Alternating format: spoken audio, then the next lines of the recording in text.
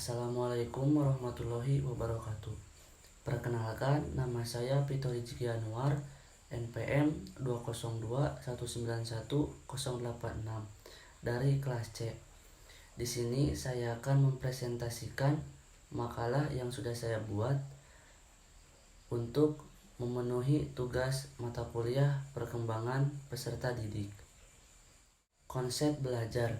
Belajar adalah perubahan yang relatif permanen dalam perilaku atau potensi perilaku sebagai hasil dari pengalaman atau praktek yang diperkuat. Belajar juga dapat diartikan sebagai aktivitas mental atau psikis yang terjadi karena adanya interaksi aktif antara individu dengan lingkungannya, yang menghasilkan perubahan-perubahan yang bersifat relatif tetap dalam aspek-aspek seperti aspek kognitif, psikomotor, dan afektif. Perubahan tersebut dapat berubah sesuatu yang sama sekali baru atau penyempurnaan ataupun peningkatan dari hasil belajar yang telah diperoleh sebelumnya. Berdasarkan pengertian di atas, dapat disimpulkan bahwa belajar adalah proses yang dilakukan oleh individu untuk memperoleh perubahan tingkah laku sebagai hasil dari pengalamannya sendiri dan interaksi dengan lingkungannya, baik yang menyangkut aspek kognitif, afektif, maupun psikomotor, demi memperoleh tujuan tertentu. Belajar diklasifikasikan menjadi 4 kategori, yaitu 1. Belajar untuk mengetahui sesuatu, 2. Belajar bagaimana melakukan sesuatu, 3. Belajar memanusiakan manusia, 4. Belajar untuk bersosialisasi. Adapun definisi belajar menurut para ahli. 1. Menurut Hamzah, belajar merupakan suatu proses yang sistematis yang tiap komponennya sangat menentukan keberhasilan anak didik. 2. Menurut Reber, belajar adalah proses mendapatkan pengetahuan. 3. Menurut Rianto, seseorang dikatakan belajar kalau dapat melakukan sesuatu dengan cara latihan-latihan sehingga yang bersangkutan menjadi berubah. 4. Menurut Sagala, belajar merupakan suatu proses perubahan perilaku atau pribadi seseorang berdasarkan praktek dan pengalaman tertentu. 5. Menurut Sanjaya, belajar dianggap sebagai proses perubahan perilaku sebagai akibat dari pengalaman dan latihan. Ada beberapa jenis belajar, diantaranya sebagai berikut. 1.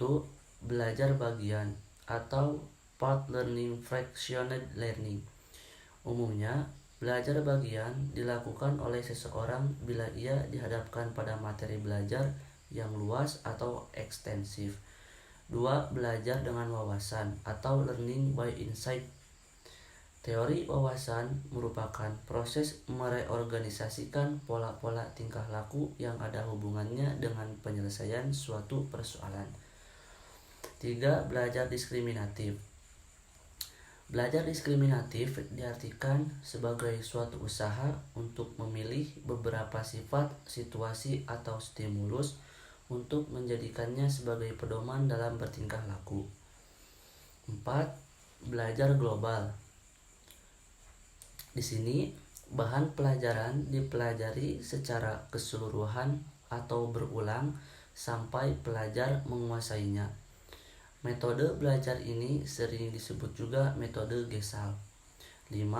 Belajar insidental. Belajar insidental adalah belajar yang tidak ada instruksi atau petunjuk yang diberikan pada individu mengenai materi belajar yang akan diujikannya kelak. 6. Belajar mental. Belajar mental adalah belajar dengan cara melakukan observasi dari tingkah laku orang lain. 7. Belajar laten. Belajar laten adalah belajar dalam perubahan yang terjadi tetapi tidak dilihat secara segera. 8. Belajar produktif. Belajar produktif adalah belajar secara maksimal. 9. Belajar verbal. Belajar verbal adalah belajar mengenai materi verbal melalui latihan dan ingatan. Selamento mengungkapkan bahwa prinsip-prinsip belajar yaitu 1. Berdasarkan prasyarat yang diperlukan untuk belajar. 2. Sesuai hakikat belajar. 3. Sesuai materi atau bahan yang harus dipelajari dan syarat keberhasilan belajar. Belajar juga merupakan langkah awal untuk menuju keberhasilan. Hal itu sesuai dengan tujuannya, yaitu untuk menghasilkan perubahan-perubahan yang bersifat tetap. Adapun karakteristik atau ciri-ciri belajar menurut Agung adalah 1. Belajar berbeda dengan kematangan. 2. Belajar dibedakan dari perubahan fisik dan mental. 3. Serta ciri belajar yang hasilnya relatif menetap.